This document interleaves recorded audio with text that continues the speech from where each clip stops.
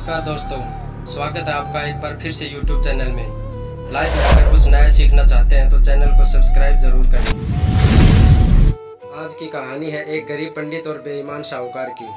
तो चलिए कहानी शुरू करते हैं। गरीब पंडित और बेईमान साहूकार। एक समय की बात है, गोंतुर नाम के एक गांव में एक पंडित जी रहा करते थे। उन्होंने एक साहूकार के पास 500 रुपये यह सोचकर जमा करा दिए कि जब उनकी बेटी की शादी होगी तो ये पैसे उनके काम आएंगे। देखते ही देखते समय निकलता गया और बेटी शादी योग्य हो गई। पंडित जी ने अपनी बेटी के लिए योग्य वर देखना शुरू कर दिया। उन्हें अपनी पुत्री के लिए एक लड़का पसंद भी आया, जिसके बाद पंडित जी साहूकार के पास अपने पैसे लेने गए। साहूकार ने उन्हें पैसे देने से इनकार करते हुए कहा, मेरे पास आपने कोई पैसे जमा नहीं कराए। आपके पास क्या सबूत है कि आपने मेरे पास पैसे रखे थे? क्या आपके पास उसका कोई लिखित प्रमाण है? साहूकार की ये बातें सुनकर पंडित जी परेशान हो जाते हैं और वे समझ जाते हैं कि साहूकार ने उनके पैसे हड़प लिए हैं। एक दिन पंडित जी मंदिर से घर लौट रहे थे, तभी उनके दिमाग में विचार आया कि उन्हें उस साहूकार की शिकायत राजा से करनी चाहिए। हो सकता है राजा इस परेशानी का कोई हल निकाल दें। पंडित जी बिना देरी किए राजा से मिलने के लिए उनके महल पहुंच गए और वहां जाकर उन्होंने अपनी परेशानी राजा के सामने रखी। पंडित जी की बात सुनकर राजा ने कहा कि कल नगर के लिए हमारी सवारी निकलेगी। तुम उस समय उस साहूकार की दुकान के सामने जाकर खड़े हो जाना। राजा की बात सुनकर पंडित जी अपना झोला उठाकर घर को निकल गए। अगले दिन राजा की सवारी निकली। नगरवासियों ने उन्हें फूलों की माला पहनाई व आरती उतारी। पंडित जी राजा के कहे अनुसार उस दुकान के सामने खड़े हो गए। राजा की सवारी साहूकार की दुकान के सामने आई तो राजा ने पंडित जी को देखकर प्रणाम किया और उनसे कहा कि आप यहाँ क्या कर रहे हैं? आप हमारे गुरु हैं, आप हमारे साथ बग्गी में चलिए।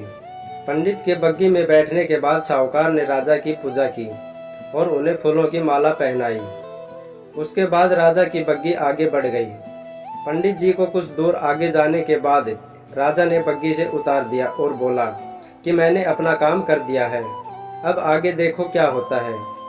पंडित और राजा के संबंध को देखकर साहूकार सोच में पड़ गया और उसे घबराहट होने लगी कि कहीं पंडित उनकी शिकायत राजा से न कर दे। वह घर जाकर रात भर सो भी नहीं पाया। सुबह दुकान पर जाकर सबसे पहले साहूकार ने अपने मुनीम को पंडित जी को सहसम्मान दुकान में लाने के लिए कहा। मुनीम पंडित जी को ढूंढने निकल गया। कुछ देर बाद पंडित जी उसे नगर में एक पेड़ की छांव में आराम करते हुए नजर आए। मुनीम ने पंडित जी को कहा कि साहूकार ने उनको दुकान में लेकर आने के लिए भेजा है। मुनीम पंडित जी को सम्मान के साथ दुकान लेकर जाता है। साहूकार पंडित जी को आदर सम्मान के साथ बिठाते हुए कहता है, मैंने पुराने खाते की अच्छी तरह जांच की और उसमें आपने मुझे 500 रुपये दिए थे, इसकी जानकारी मिली है। यह पैसा पीछे 10 सालों से मेरे पास जमा है, जिस वजह से इसका ब्याज मिलाकर यह 12,500 रुपये हो गए हैं। फिर साहूकार उन्हें 13,500 रुपये देते हुए कहता है कि आपकी बेटी मेरी भी बेटी की तरह है, तो ये 1,000 रुपये मेरी तरफ से उसकी शादी के लिए है। साहूकार ने पंडित जी को 13,500 रुपये देकर बड़े ही प्रेम के साथ विदा किया। इस तरह पंडित जी को उनके अपने पैसों के साथ ही उसका ब्याज और शादी के लिए साहूकार की तरफ से 1,000 रुपये अतिरिक्त मिल गए।